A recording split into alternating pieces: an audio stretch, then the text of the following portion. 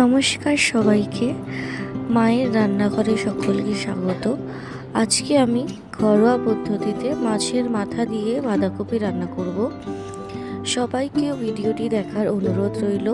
ভালো লাগলে অবশ্যই লাইক, কমেন্ট অ্যান্ড খুব ভালো লাগলে একটা সাবস্ক্রাইব করে দেবে। ফার্স্টে আমি এখানে বাঁধাকপিটা কেটে নিচ্ছি। তারপরে এখানে গ্রিন চিলি, জিরে, শুকনো লঙ্কা, লঙ্কা গুঁড়ি, জিরে গুঁড়ো আর আদা রসুন পেস্ট করে নিয়েছিলাম। আলুও কেটে নিয়েছি এখানে আমি। আর এই যে আমার গ্রেট করা বাঁধাকপি আর মাছের মাথাটা আমি নুন হলুদ দিয়ে মাখিয়ে নেব। দুটো মিডিয়াম সাইজের মাথা ইউজ করেছি আমি এখানে।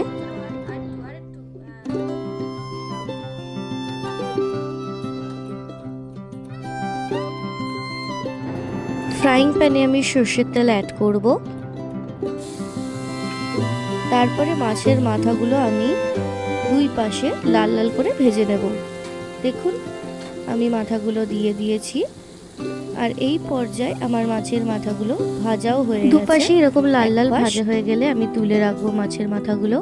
তারপরে ওই একই প্যানে আমি আলু ভেজে নেব। আলুটাও একটু লাল লাল করে ভেজে নেব।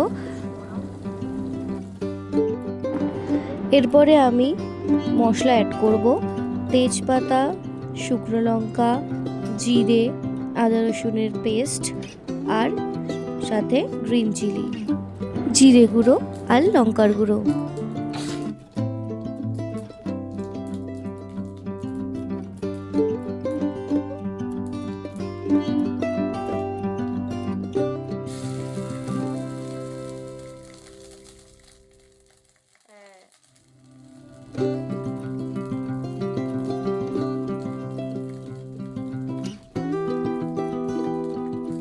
এরপর আমি মশলাগুলোকে ভালো করে মিক্স করে নিয়ে এর মধ্যে ভেজে রাখা আলু অ্যাড করব।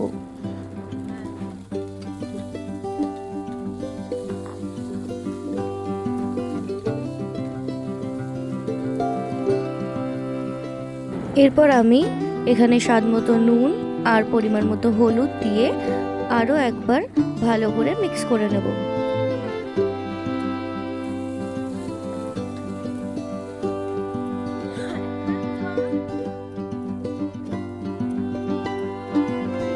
মিক্স করা হয়ে গেলে আমি এর মধ্যে অ্যাড করব কেটে রাখা বাঁধাকপি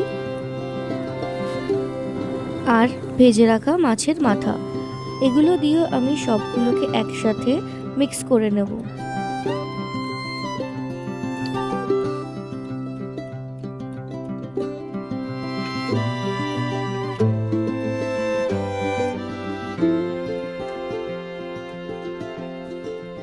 ভালো করে মিক্স করা হয়ে গেলে আমি এটাকে ঢাকা দিয়ে 10 থেকে 15 মিনিট রেখে দেব। 15 মিনিট পরে ঢাকা খুলে আমি এর মধ্যে টমেটো পেস্ট অ্যাড করব।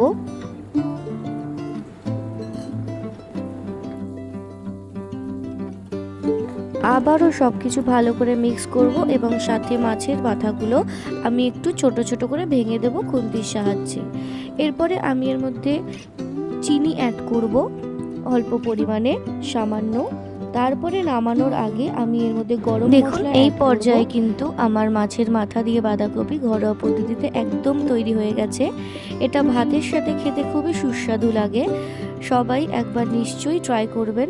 আর যদি ট্রাই করেন কেমন লাগলো আমাকে অবশ্যই জানাবেন। ভালো লাগলে ভিডিওটি একটা লাইক করে দেবেন, কমেন্ট করে দেবেন। আর যদি খুব ভালো লাগে অবশ্যই সাবস্ক্রাইব করে সাহায্য করবেন। ধন্যবাদ।